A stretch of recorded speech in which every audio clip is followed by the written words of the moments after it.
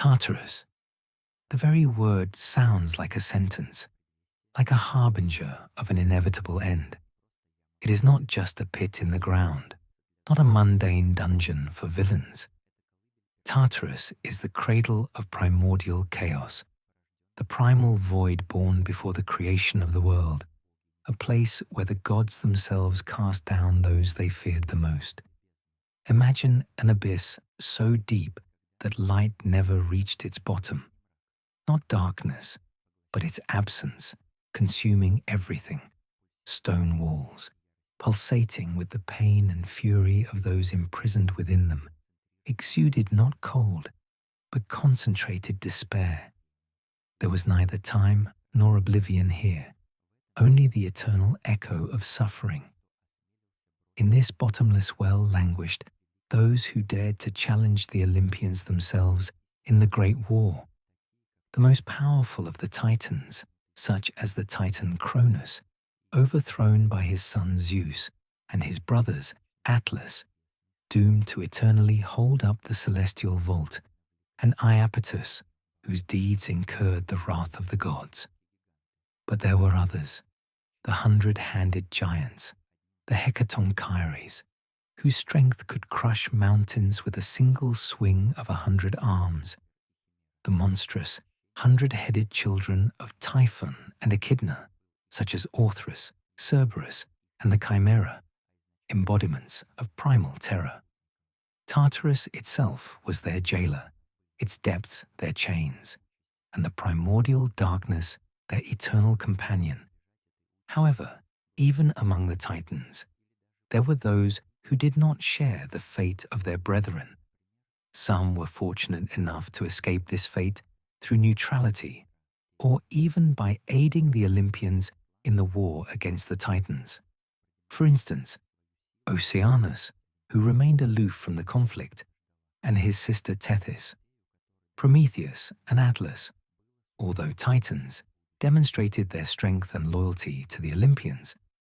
And while Atlas faced punishment, Prometheus, who gifted fire to humans, was destined for a different future. This selectivity in punishment bred not only anger among the Titans, but also intrigue, as those who escaped imprisonment bore the scars of war and knew that any weakening of Olympian power could lead to a new dawn for Tartarus.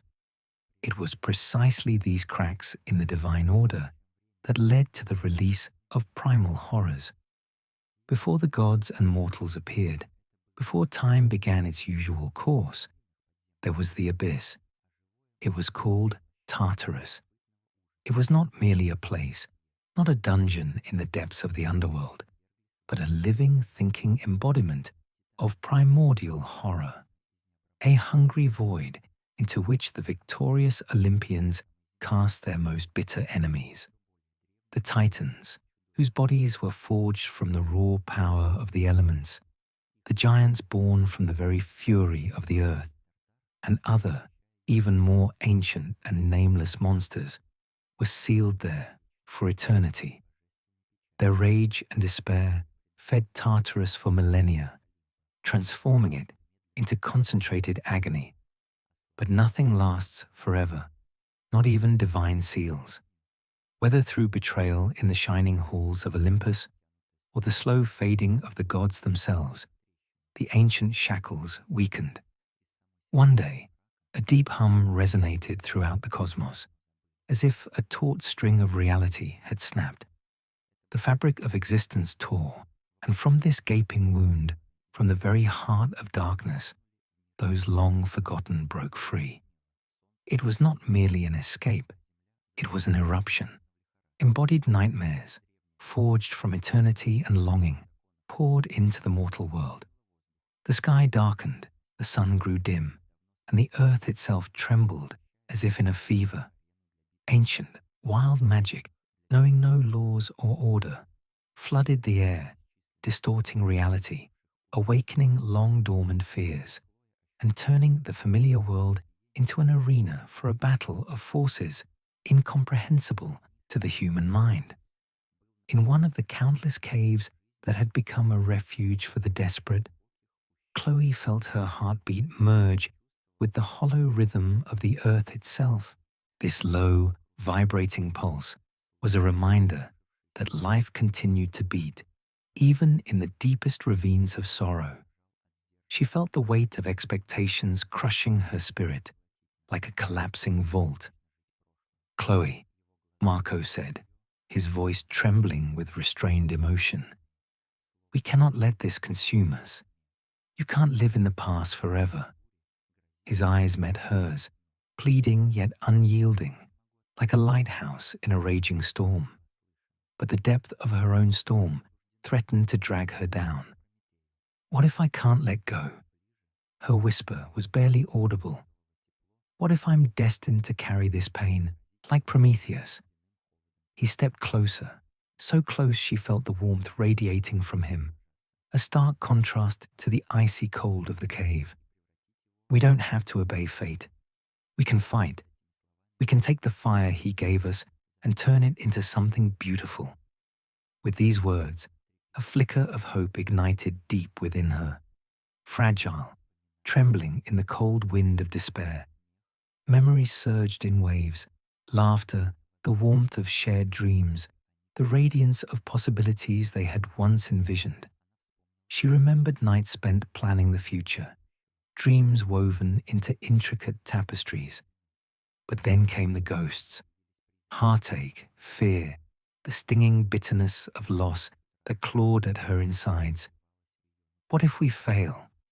The word escaped her lips, heavy with terror. "What if we're not strong enough?" He touched her cheek, his fingers gentle yet firm, as if trying to ward off the shadows that had gathered above them. "Together, we are strong enough." In that moment, she almost felt as if she saw Prometheus himself before them, the titan of pain and hope, a symbol of rebellion against the darkness. They were not alone. They were part of a legacy that extended beyond the stars, a reminder that even in suffering, there is the possibility of transformation. "Together," she whispered, and the word became a promise etched in the air around them. The shadows began to recede. The cave walls no longer pressed in but breathed, filled with potential. But just as the darkness seemed to recede, a distant hum echoed through the cave, a reminder that the battle was far from over. The earth trembled beneath their feet, and an ominous wind howled through the crevices, a warning that fate had not yet finished writing their story. Their gazes met, a mixture of horror and exhilaration in them. The fire of Prometheus ignited within them, flickering with defiance in the face of an uncertain future. And as the echoes of their fears clashed with the strength of their resolve, they stood on the edge of the abyss, ready to face the darkness, ready to fight for what remained of their broken hearts. If for Chloe, it was a weight of the spirit, for Evelyn, it became tangible.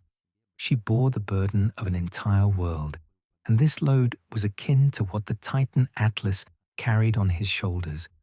Every cry of despair that echoed from the ravaged lands resonated as pain in her own heart. She stood amidst the chaos, and the sky seemed on the verge of collapsing upon her. "Evelyn!"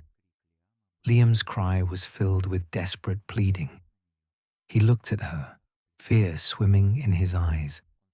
He had always been too trusting, too full of hope, and she couldn't tell him the whole truth she knew, that she felt. He wouldn't understand. No one could. She recalled the stories whispered in the hushed corners, the legends of titans and gods, of burdens and consequences. Atlas, they said, was doomed to hold up the celestial vault forever. Eternal punishment, an endless struggle. But they didn't know what it was truly like. This was her Atlas moment, and the sky threatened to fall. The wind shifted, and the bitter smell of ash filled her lungs. She closed her eyes, but the images didn't disappear. Memories clawed at her. She remembered the day he asked her to be the leader. The sun was shining then, and the promise of a bright future hung in the air like a ripe fruit, almost within reach. "You are our only hope, Evelyn," he had said then, his warm hands resting on her shoulders. Hope. What a fragile thing. But hope doesn't protect from the truth. Truth is a knife, sharp and merciless.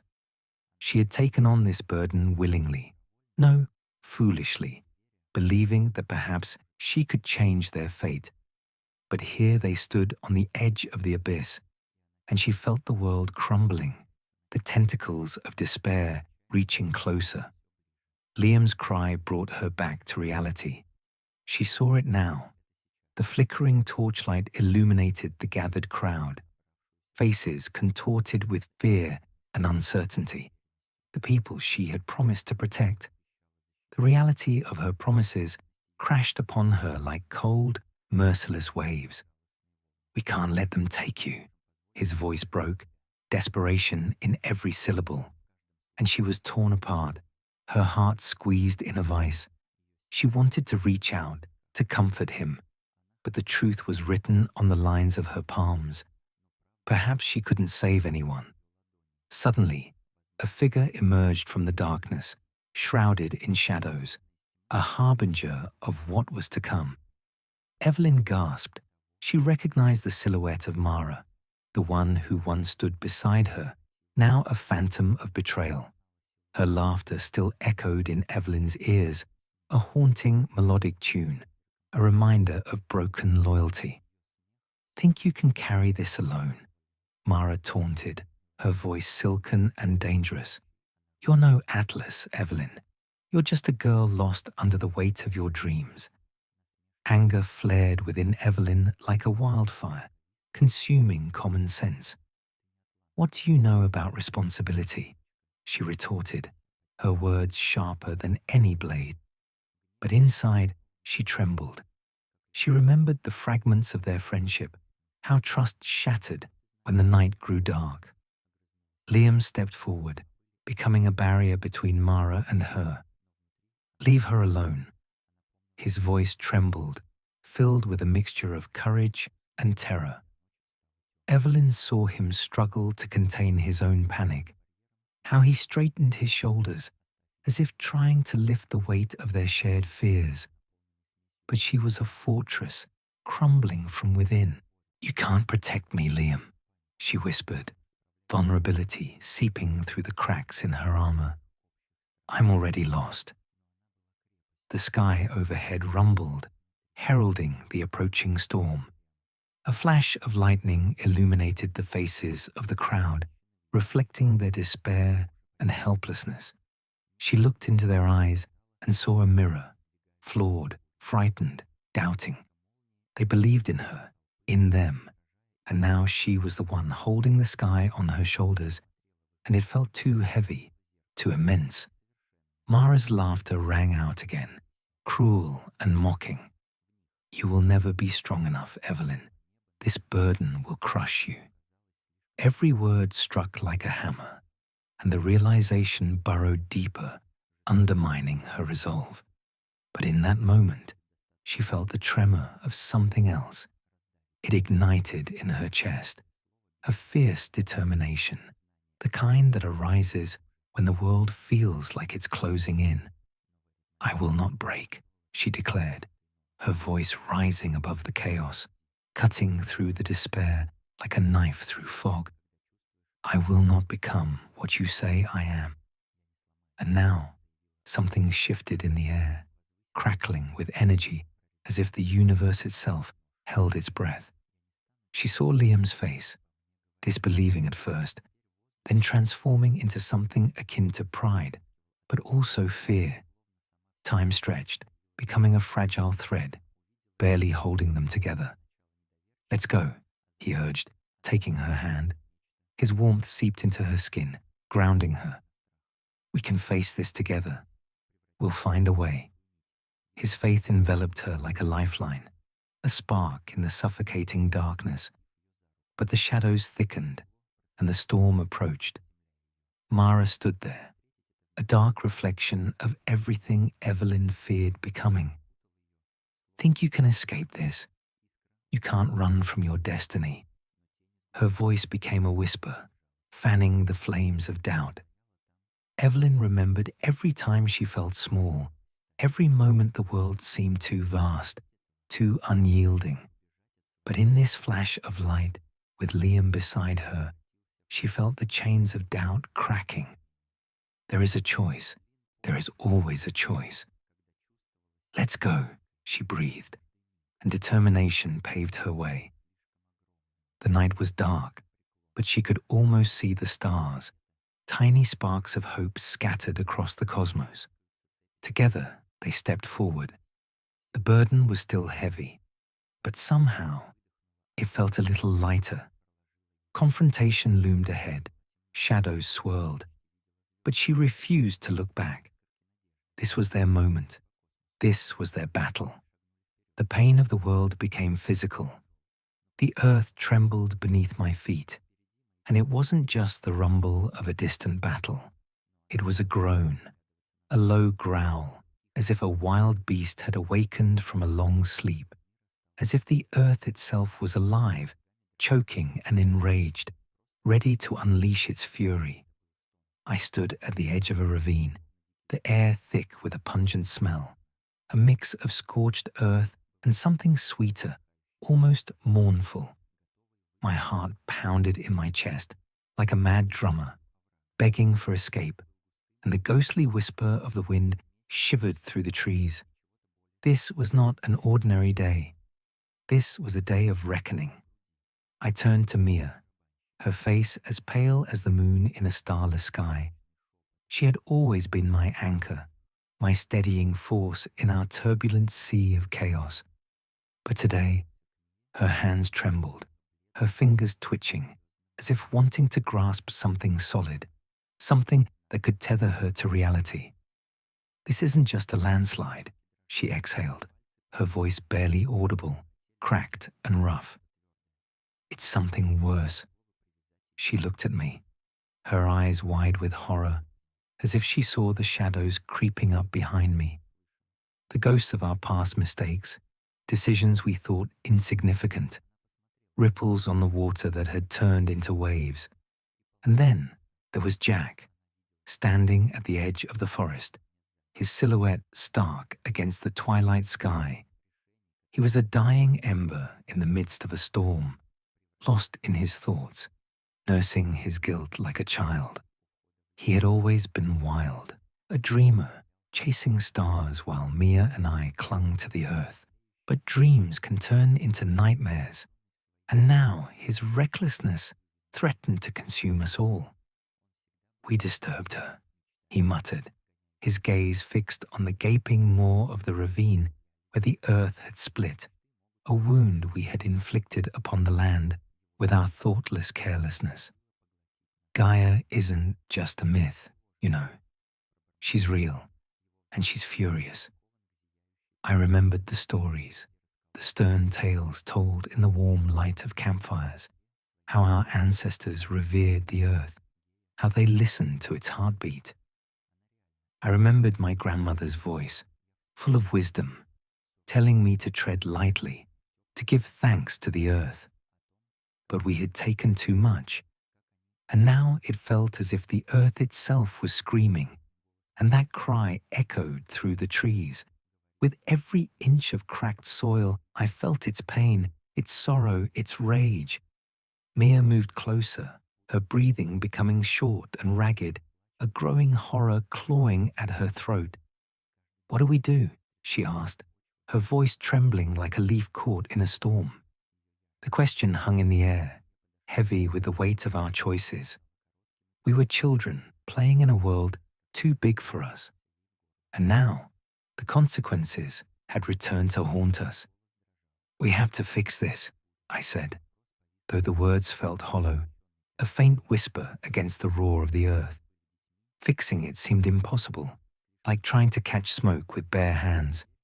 I felt the shadows creeping closer, coiling around us like fingers, suffocating and intimate. But how? I heard the desperation in my own voice, felt the hopelessness scratching at me from within. How do we heal a wound so deep? Jack stepped forward, his brow furrowed with deep lines like scars. We'll find a way to atone. We need to listen to her. The tension in his voice was disarming, igniting a spark of something deep within me, a flicker of resolve. We need to apologize to Gaia. A chill ran through the air, touching my skin. Apologies are easy to utter, but how do you apologize to an entity as vast as the earth? Mia squeezed my hand tightly, grounding me, reminding me that we were not alone. I remember the stories, she suddenly said, her eyes lighting up as if a forgotten ember had been rekindled. The rituals, the songs. She clung to threads of hope, weaving them into something more tangible. We moved like shadows through the trees, our hearts pounding as we searched for the ancient stones that marked the sacred ground. Each step was like a prayer, a plea for redemption. The whisper of the wind enveloped us, penetrating the branches, and I heard her voice, soft yet insistent, a cacophony of heartbeats and pulses, a reminder that life goes on. As we emerged into a clearing, I felt it, a tangible energy in the air, crackling like static electricity. The stones stood like sentinels, smooth with age. Each one was a reminder of the connection we had severed. We took too much, I muttered, and the words fell heavily on the stones, echoing in the silence. We forgot our place. Jack sank to his knees, pressing his palms to the earth, his forehead touching the soil as if seeking forgiveness from something greater than us. "We're sorry," he said, his voice trembling with genuine emotion, and I felt the weight of his words settle upon us like a thick fog. It was an offering, a small spark of humility in the vast expanse of our pride.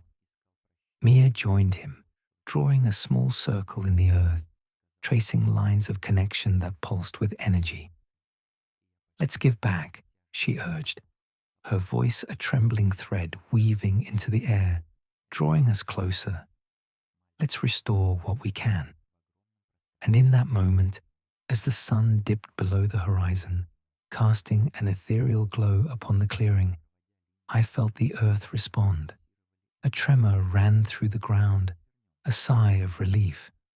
It was terrifying and beautiful, a reminder of the intertwined fates of humanity and the planet. Shadows danced around us, wild and unpredictable, but they were no longer frightening. They were filled with potential. The wind howled like a wounded beast, urging us on. The past did not just lurk in the shadows. It was alive within us, echoing in our souls. The weight of history bore down on our shoulders. And in that moment, I understood. This crisis was not just about the earth. It was about us, about the choices we made, the lives we lived, and the consequences that spread like tentacles into the unknown. The sky was ripped apart, a gaping wound of thunder and lightning, roaring with a fury only gods could possess. I stood in the heart of the storm, soaked to the bone, my heart pounding in my chest like a war drum. The air crackled with tension, every breath a reminder of the impending chaos. The world itself seemed to hold its breath, waiting for the moment the fragile veil between gods and mortals would tear, spilling forth fate and fury in equal measure. I was not alone. Beside me, Kalia clutched her dagger, her knuckles white with fear and determination. The shadows of the world danced around her, flickering like dying embers, but her gaze burned fiercely. I remembered her laughter, how it echoed off stone walls, illuminating even the darkest corners of our existence. But now that laughter seemed a haunting memory, a ghost of what could have been, If we survive this night, they're coming for us, she whispered, her voice barely rising above the wrath of the storm. Her eyes darted to the horizon, where dark figures loomed, shrouded in shadows thicker than the night itself. And then there was Eric's, a hesitant warrior. His heart was a battlefield of doubt and despair. The weight of his armor seemed heavier than the mountains he once scaled. Every clank of metal was a reminder of battles lost, of friends turned into whispers, memories without flesh. "Can we trust them?" he mumbled, gazing at the gathering storm, at the ancient gods who had once turned their backs on mortals like us.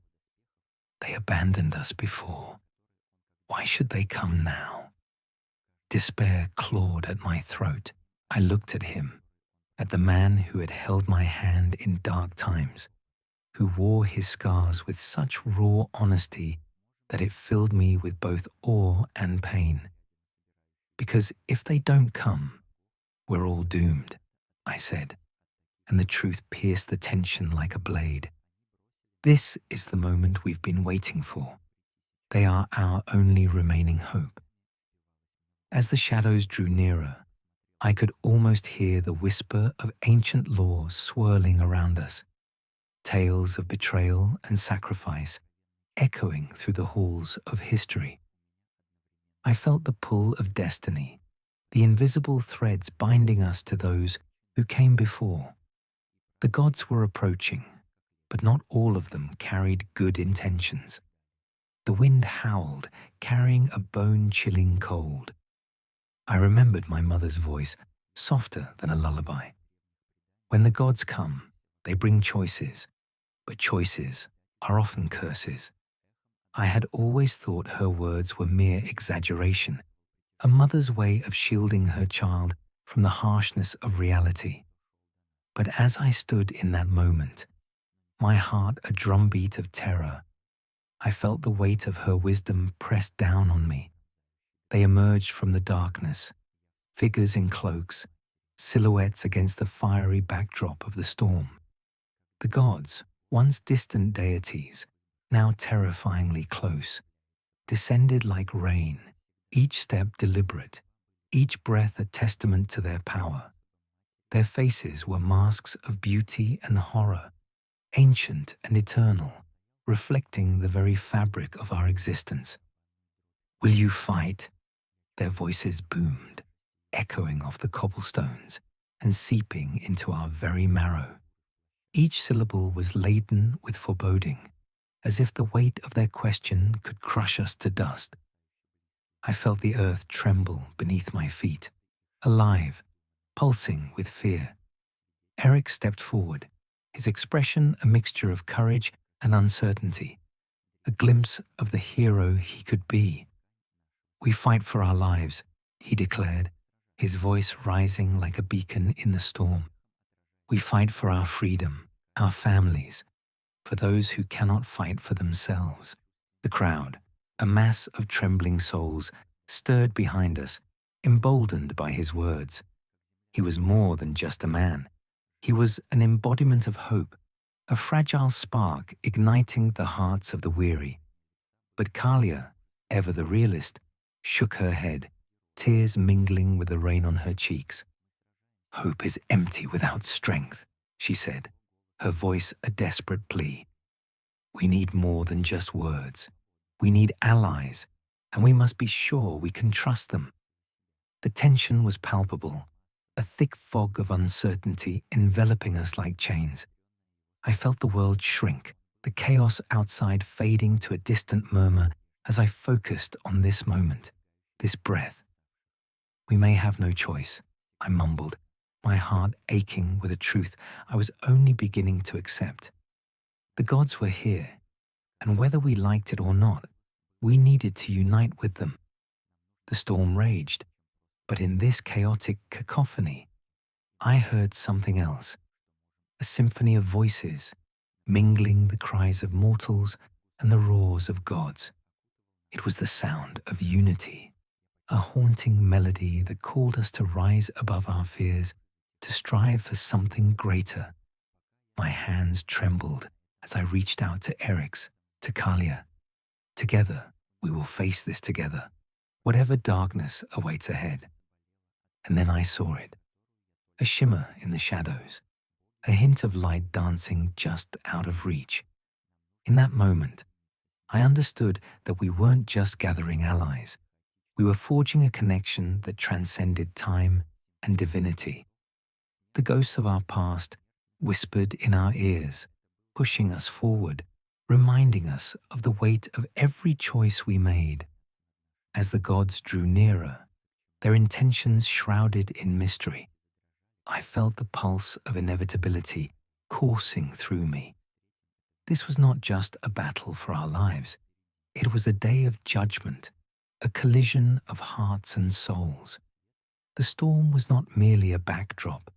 It was a harbinger of change, a testament to the resilience of those who dared to face the tide. "Let them come," I whispered, and a fierce resolve ignited within me. Let them come, and as the first clash of metal sounded in the distance, the world shifted beneath our feet, pushing us towards a destiny we could not yet comprehend. The gathering had begun. The storm took on a concrete threat at the base of Mount Othrys, its jagged peaks scratching the sky like desperate fingers seeking salvation that would never come. Lightning split the air, momentarily illuminating the darkening sky and revealing the silhouettes of Titan statues, their faces contorted in eternal torment. I stood at the base, my heart pounding, the air electrified with anticipation, fear, and something darker. I remembered the whispers of the past echoing around me, tales of gods and monsters, of betrayal and vengeance, stories that, in this moment, felt all too real. A scream pierced the air, sharp and wild. It was Cassandra, her voice a haunting wail that sent a shiver down my spine. She collapsed onto the ground, clawing at it as if trying to root herself against an unseen force. I rushed towards her, the mud sucking at my boots, the storm swirling around us like a living creature, hungry, insatiable. "Cassandra," I cried, but my voice seemed small against the storm, a mere whisper swallowed by the chaos. "Do you see them?" She exhaled, her eyes wide and wild, her pupils dilated like black holes. "They're coming for us." Her breath was ragged, each inhale a struggle, as if the very air was poisoned. I glanced back at the shadow of the mountain, and a dread tightened in my gut. The Titans, like specters of a forgotten age, lurked just beyond sight, watching, waiting. And then there was Thaddeus, trembling on the brink of sanity, clutching a rusted sword that looked as if it had been forged in the fires of despair. "They can't take us," he yelled, but his voice shook, and it was clear he was trying to convince himself more than anyone else. I remembered him looking at Cassandra, his fear morphing into an unyielding resolve.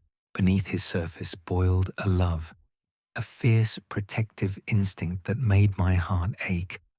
And yet, I saw the doubt flickering in his eyes, like shadows in the dark, a desperate attempt to save what was already lost. "Thaddeus," I cried, but he was too far gone in his thoughts, lost in the labyrinth of his mind. "Focus. We need to get to the ridge." I felt the cracks in my own heart, where hope sputtered and bled. We were all slipping, one breath at a time, into the abyss. The wind howled around us, and I tasted the bitter tang of fear on my tongue, thick and cloying. I reached out, grabbing Cassandra by the shoulders, grounding her with my presence. "Look at me," I demanded, softly but fiercely. "We're still here. We can fight."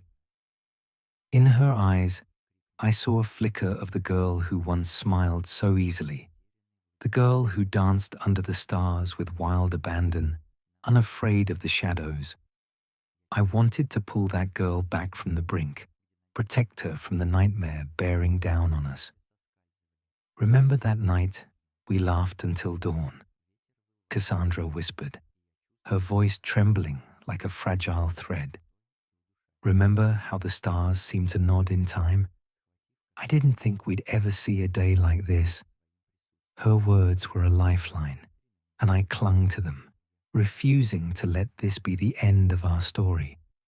I felt the warmth of memories, bright against the chilling reality we faced. Do you want to die here in this storm?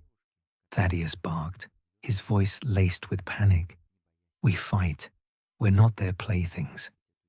His words hung in the air, a desperate echo of defiance. But within him, I felt the turmoil, the understanding that this battle was not just against the Titans, but against the shadows of our own fears and failures. How had we come to this edge, pursued by our past, hounded by the spectres of our broken dreams? Thunder boomed in ascent, angry and roaring, drowning out our resolve. I felt the weight of the mountain pressing down on us. The history of betrayal was etched into its stone. The Titans had once walked this land, gods and monsters intertwined, and now their legacy was a curse, a reminder of what awaited those who dared to hope. We moved, stumbling, towards the ridge, the path slick with rain and confusion. I saw the shadows gathering, a dark tide rising behind us. Each step was like a heartbeat, echoing off the stones, a reminder that time was slipping through our fingers. I gritted my teeth, determination rising like a phoenix from the ashes of despair.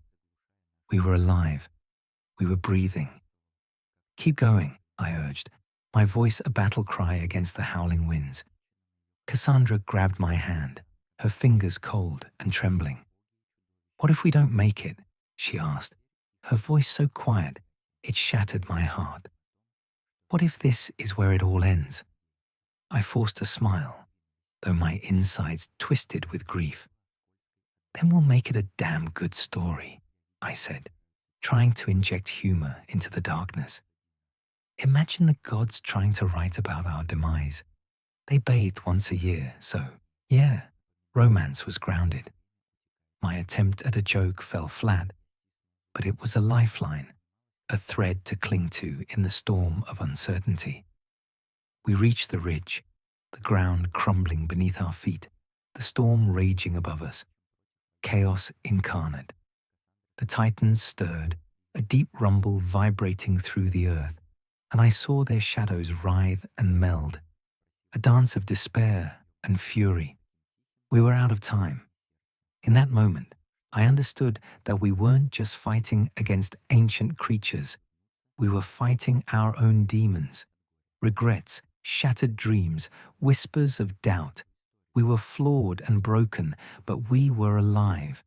And as the storm screamed around us, as the Titans drew closer, I clung to that truth. Together, I murmured, a soft promise against the thunder, a bond forged in chaos, a flicker of hope in the depths of despair. We stood at the precipice, ready to face whatever vengeful storm the Titans had in store for us. And in that moment, I realized that while we were small compared to giants, our hearts beat fiercely, defiantly in the face of oblivion. The ghosts of history watched as we took our positions, a beautiful rebellion against fate itself, a testament to the resilience of the human spirit.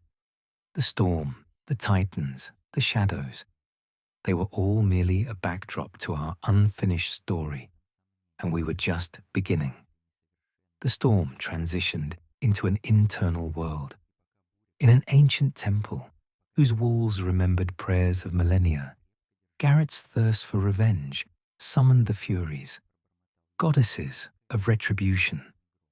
Shadows danced along the crumbling stone walls, flickering like forgotten memories. Naya clutched her sister's hand, her knuckles white and trembling, her heart hammered against her ribs like a caged animal, desperately seeking an escape. "We shouldn't have come here," she whispered, but her voice faltered, drowned out by distant screams that clawed at the edges of her sanity. These were the Furies, vengeful spirits, restlessly stirring in the shadows. They were not just myths. They were a terrifying reality, and they were approaching. Across the hall, Garrett paced like a caged lion, his hands raking through his disheveled hair, a storm of rage and regret raging within him. "I can't let them get away with it," he roared, his eyes wild, filled with a mixture of grief and fury. He had lost too much. His mother, his brother, all sacrificed to the cruel wheel of fate. They think they can escape their sins. I will make them pay. The words burst from him, raw and primal, a vow that echoed through the devastation. Naya squeezed her sister's hand tighter, and a spark of fear ignited in her chest. She remembered the shadows crawling across their childhood home, memories stained with the spectral laughter of times when life was innocent, untainted by the bloodshed that had become their reality. "Garrett," she pleaded, her voice cracking, "this isn't the answer. Revenge won't bring them back." But Garrett was a storm now, and storms are not easily calmed. He turned, his eyes burning with such ferocity that a chill ran down her spine. "You don't understand. They took everything from me. I have to make them feel what I feel. Every wound, every loss." Each word was a dagger, plunging deeper into the fragile fabric of the family that threatened to unravel at any moment. And then there was Ara, caught between them, her gaze darting from one sibling to the other. She felt like a leaf caught in a whirlwind, desperately trying to maintain control. "Please," she exhaled, the weight of the world pressing down on her. "This isn't justice, it's just pain." But her words fell like stones into a void, swallowed by the growing tide of fury. The shadows began to writhe and contort, transforming into figures with horrifying faces, twisted in eternal agony. The Furies manifested, spectral forms glowing with a haunting luminescence. They advanced, their eyes burning like the embers of hell, seeping through the darkness like a predatory mist. Each step they took resonated in Naya's chest. A heartbeat, a countdown to something inevitable, something dreadful. "I remember," she whispered, her voice trembling, memories flooding back, days spent laughing under a bright sun, the sweetness of stolen moments that felt like a dream. But now, the sun seemed a distant memory, obscured by the encroaching darkness. Garrett's jaw tightened, the veins in his neck pulsing with fierce intensity. "I won't let them take you, Naya. Not again." With a suddenness that shook them both, he lunged forward, a flash of desperation and rage. "You won't have her." But the Furies were not to be trifled with. They moved with an unsettling grace, sweeping through the air like an icy wind. Naya felt the encroaching darkness, the tightening grip of despair clawing at her throat. The air was thick with the scent of blood and betrayal, memories swirling like shadows around her. "Garrett," she cried, fear clawing at her heart. "Stop, you're not thinking straight." But her words were lost in the cacophony of screams, a chorus of the damned echoing off the ancient stones. Ara stepped forward, trembling, her heart pounding a frantic rhythm. "We need to confront our pain, not feed it," she pleaded, her voice strained under the weight of her own emotions. "We can't let it consume us." But the Furies were hungry, their wrath was an relentless tide that surged forward, threatening to drown them all. The world seemed frozen in time. A haunting moment stretched to its limit, like a worn-out thread. Naya's gaze shifted to the Furies, their ethereal forms swirling with an otherworldly energy. Their voices whispered promises of power, of retribution. But beneath that aura lay an undercurrent of despair, a reminder that vengeance is a double-edged sword. "Do you really want to become one of them?" Naya whispered, her voice trembling with desperation as she reached for her brother. "Do you want to become a ghost of your own fury?" Tears welled in her eyes as she watched the conflict unfold on Garrett's face. A battle between love and rage, between justice and vengeance. And then it happened, a moment frozen in time, electric and charged. Garrett's hand faltered, his resolve wavering as the Furies drew closer, their eyes piercing him, searching for the remnants of his humanity. He exhaled, his voice caught in his throat. "I don't know." Suddenly, clarity flashed in his eyes, a glimmer of realization. "I remember," he whispered, and the words tasted like ash. "I remember the laughter, the days when we were whole." The Furies hesitated, their relentless advance faltering, as if his memories held power over them, a light that pushed back the encroaching darkness. Naya stepped closer, her heart pounding, the distance between them shrinking.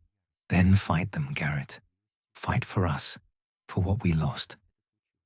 Shadows swirled around them, hungry for despair. But Garrett stood firm, grounded by his sister's love, a bond that had tethered them through the darkest nights. But the Furies were relentless, the embodiment of grief and vengeance, hungry for the blood of the guilty and innocent alike. The air thickened with their wrath, a vortex of emotions swirling, threatening to consume all in its path. "Let us be your guides," the Furies whispered, their voices a haunting lullaby that enveloped their minds, tempting them with promises of strength, of retribution. Yet, in that moment of turmoil, one truth cut through the chaos. Revenge was a path steeped in darkness, a path that would force them to relinquish all they held dear. As the smoky figures drew nearer, the atmosphere crackled with an electric charge. The realization struck like a dagger to the heart. This was not merely a battle between the living and the departed. It was a crucible, a test of their souls. Would they succumb to the darkness within, or would they rise above it, finding the courage to face their pain without letting it consume them? And in that moment, everything froze. The world held its breath, teetering on the edge of fate, awaiting a choice that would echo into eternity.